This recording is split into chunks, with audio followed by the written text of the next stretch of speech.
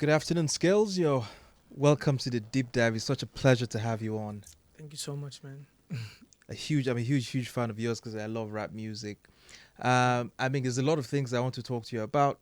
Proof of Life, your fantastic project Mm. that just came out. But before we do that, I always like to go back to the very beginning where it all Start. started, Mm. which is the Scales, who's from Edo State, that was born in Kaduna, Mm. 1991, Mm. who was raised by a single mother. Yeah. Tell me what it was like growing up in Kaduna State and how it was like growing up without a father figure in your house, because I know Mm. you told the story of him walking out when you were just 6 years old.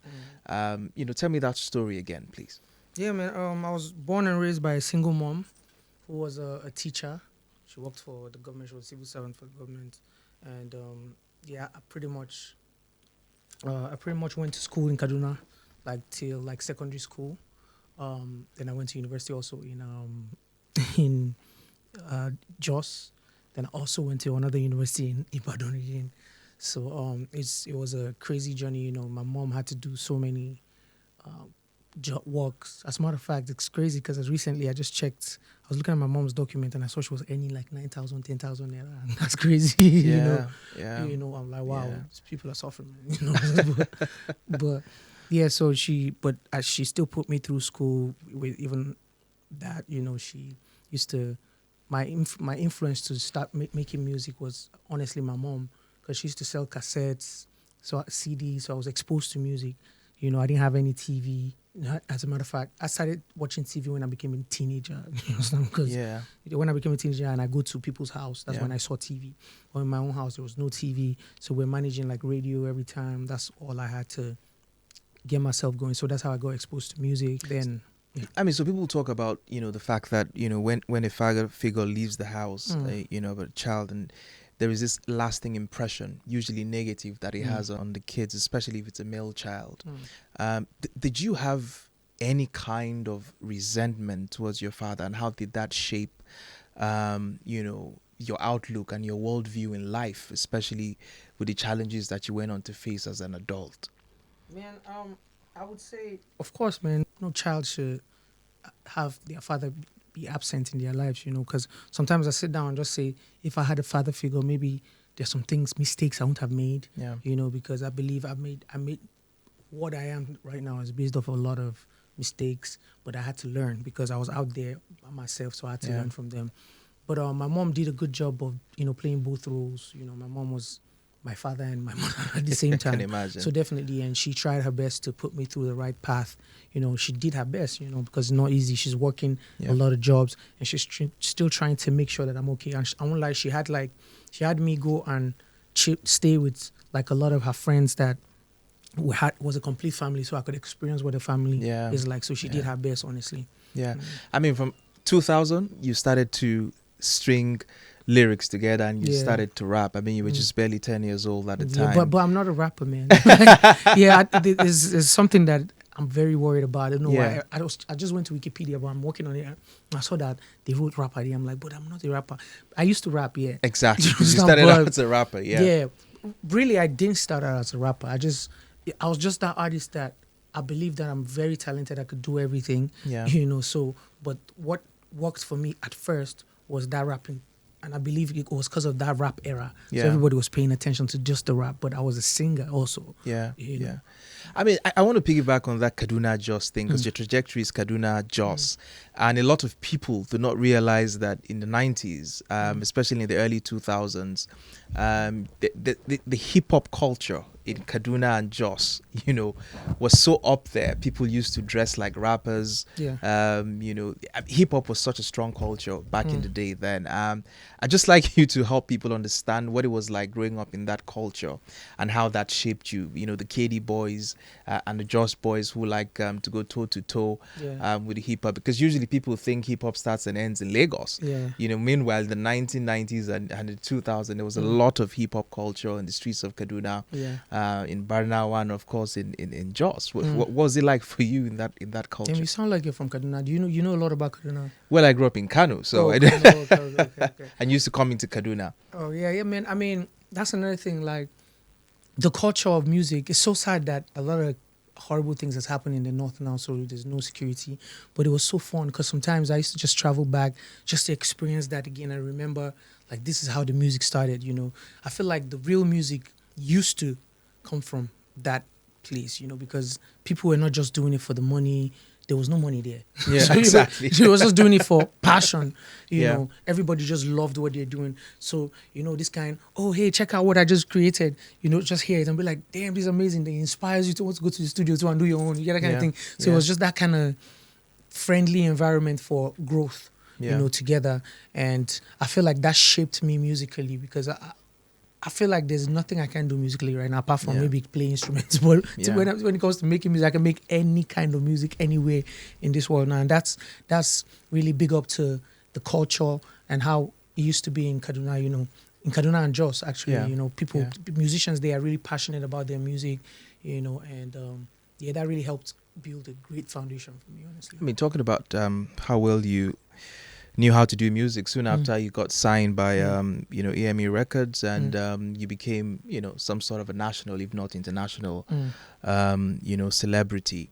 And I know that you have talked so much about your time in EME, but what I'm a bit curious about is because of what you started with earlier when you said you were not necessarily a rapper, you could do all kind of music and you could sing too. Do you think that while you were in EME, there was this, I'm not sure if confusion is the word to use, but they were not sure whether you were the rapper or the singer, and that sort of affected the trajectory of your career there? Well, honestly, for lack of better words to answer this, I'll say yeah. You know what I mean? You get me? So, because I just felt like, I was misunderstood. Like, yes, I love the rap, but I also wanted to show other things that I could do. And I feel like there was just that misunderstanding where, okay, they didn't understand what I was trying to do. I didn't want to do, be in that picture that they wanted me to do because that's not what I wanted or feel. Because for me, it's a feeling, man. It has to, click well and all. But, we all did our best, to try and put out stuff. And yeah, whatever it was is what it is. But it was never like, it was just more like a misunderstanding from all of us, And I discovered myself after I left, Not like I discovered myself, I just showed myself more of what I wanted to do. But do you think there was something you could have done differently, that would have made your career take a different turn when you were back at that label? Well, yeah, if I had like a proper understanding, because honestly, coming as a young kid from Kaduna, I already had like my own dreams and, I just needed the opportunity, the platform. So big up to them for, giving me the platform. If I knew better, I was a teenager, man. Yeah. I was still growing, trying to figure out stuff, Yeah. And yeah. So I mean, here's this thing that I like so much about you. You're one of the very few artists that I know that doesn't carry this grudge, if not, publicly, about what could have been in a previous label. And I guess that's why you're still in the game, and then, you're still doing well, with yourself. But I mean, I want people, or I like to understand the dynamics, of artists in record labels. Because I mean, recently it's also been a subject of debate, especially with the death of Mobad, the fast rising, music artist. How does it work basically in a label? They sign a talented artist. I guess they put some monies behind that artist. And then the artist either takes off or doesn't take off, and then sometimes you have to path ways. But help me understand why it's always a bitter experience when, label owners have to part ways with, their artists. Why does it always have to end in some sort of a bitter relationship?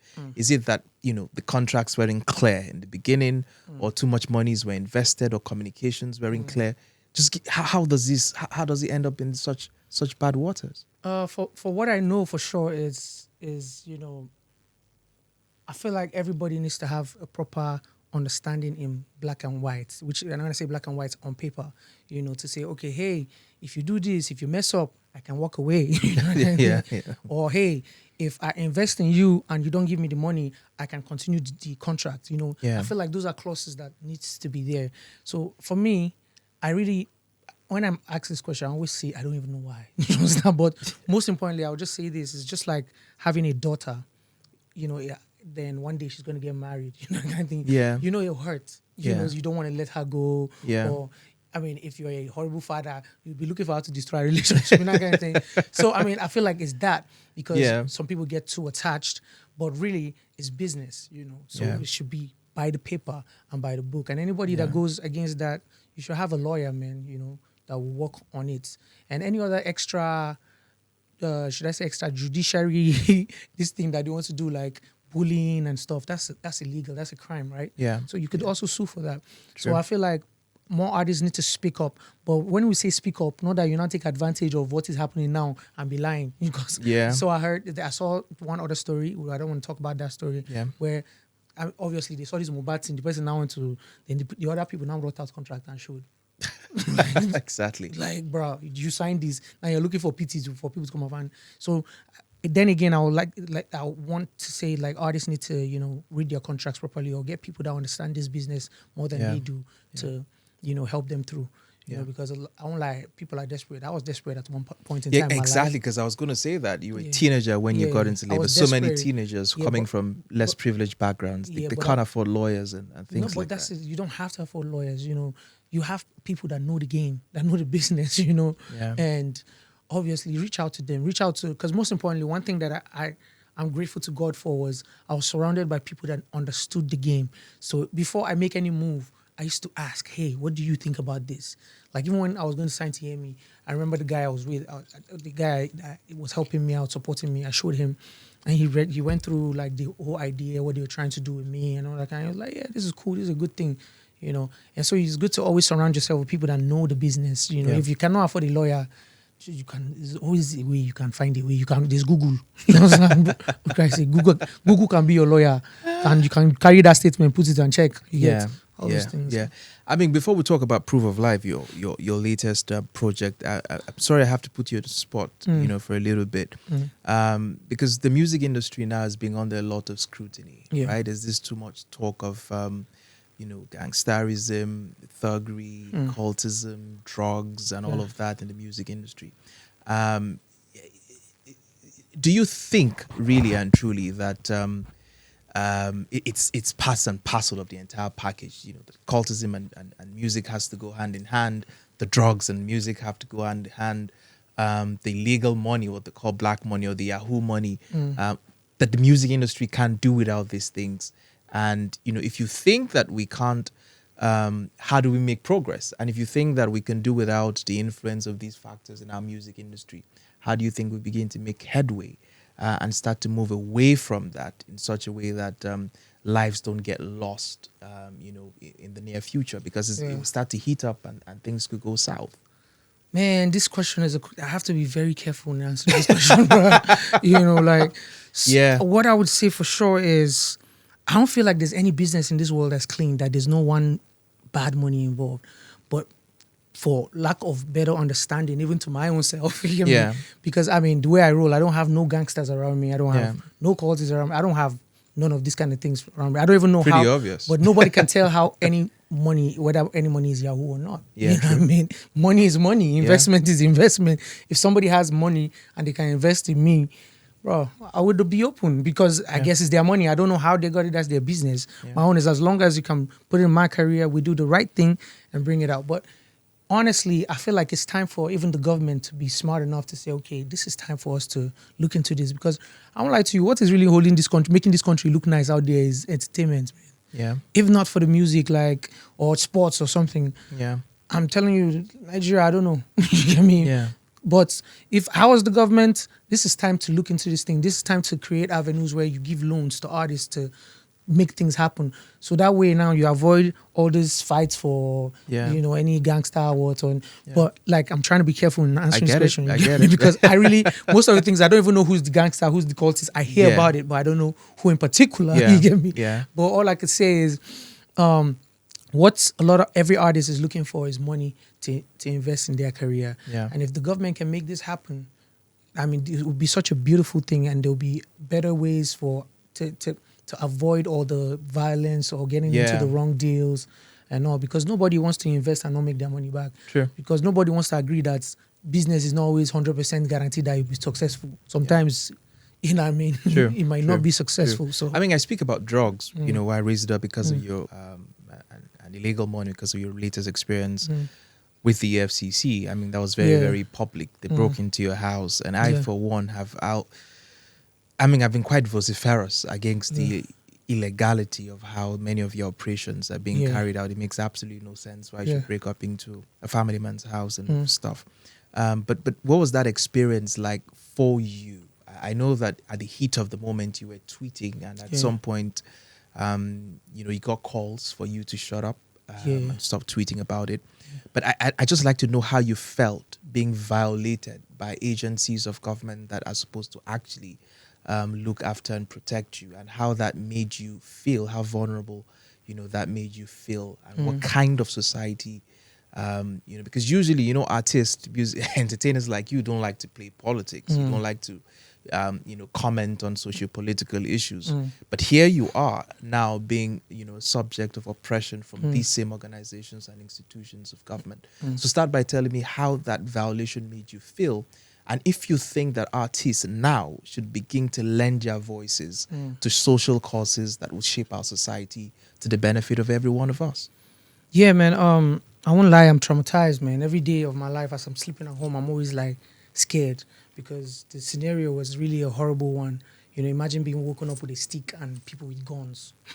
Yeah. Just in your house like you're a criminal.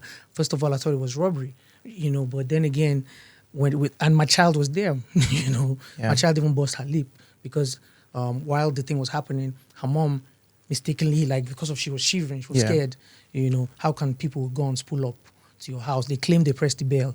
First of all, how can you press the bell by 2, 3 a.m. and you expect anybody to be awake? You didn't come. Why don't they come during the day? Why do they always move at night? It's always running. Yeah. If you really have a warrant, come and knock and open the door. They broke into my house. I'm traumatized every time I sleep at home. I'm always scared. Like I always used to tell my people at home that make sure you put extra this thing so that by the time they are breaking, we're hearing and we're turning on our phones because they seized our phones that day. I have evidences of them moving camera to the side. Is that not armed robbery? Because I don't understand why. I believe the EFCC has been compromised. The EFCC is not chasing after what the main mission while they were created. Now they're chasing after young people with Benzes, claiming they're doing. How can you tell me you're doing routine check? Routine check for what? Whatever that means, routine. Yeah, routine check. You get me? Then when they found out it was my house, they didn't search for anything else, They just checked my phone, and after I checked my phone, they left because they found out it was Skales' house. They didn't want problems. Then they told us to stay indoors. That if not, we'll be interrupting the investigation. So they didn't even know the house that they were even They didn't coming even to. know, bro. They didn't know, which means what they just freestyling. If they just see nice cars parked in front of your house, they just pull up and enter. So it was just a bad market for them that day. Okay. And obviously, I couldn't fight them because they were holding guns. Yeah. If I fight them, they could shoot me and lie. Because what they even did, they put up my address. I'm scared every day because they put up my address out there. There's one of the boys that in my house, that's my artist. They said they saw something on his phone. Okay, fine, charge him to court. He's still there 3 weeks now. Mind you, this boy is 23 years old. 3 weeks. His father has collapsed like how many times? I'm saying this story because I have to speak out. So I'm even scared. If anything happens to me, they need to hold the EFCC. Like I'm actually scared for my life.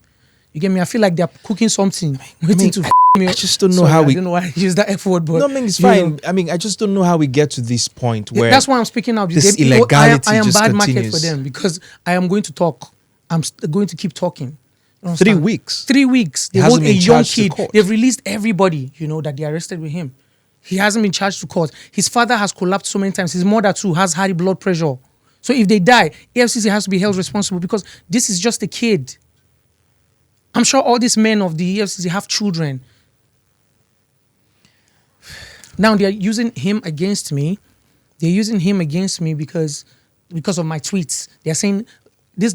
I didn't hear from them though. The family was begging me to go delete my tweets, and I told them that's not even gonna ever happen. Like they want me to delete my tweets so that they will not change the story because they already lied that one of the boys is staying in my house for several months. I don't even know who the hell that boy is. So we had a studio session because I'm working on my album right now. Yeah. So we had a studio session and one of the boys escorted the producer there. So I don't even know who he is. They arrested him.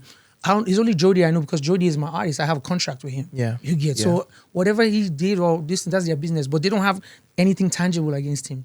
And they're not charging him to court. And the boy is just still there. Only God knows how mentally he's going to be feeling now out of their wickedness, saying that because of they want to get back at me, not knowing they are not getting back at me at all. They're hurting the boy, the young kid. It's really sad. Really, really It's sad that nobody is like the hope that, how do I put it? Like they're using this power given to them to oppress young chaps. It's so sad. You get me? I'm so, like I told you, I'm scared for my life because obviously it's Nigeria. Nothing will happen now. You know, if you go report tire. You know what is even funny? You talk about the fact that they've given them so much powers and they're using the powers to oppress Nigerians, people. But you see, they don't even have many of these powers in the constitution. They're just abusing. They are abusing it. But bro, you are in this country. You know that if you drag with them, they will shoot you. That's what I'm saying. I understand this. They will shoot you and lie that he was interrupting or he was trying to drag with somebody. Exactly. Which everybody I'm sure knows. Like, I'm sure the day I wrote AFC came to my mind, everybody will be shocked. How?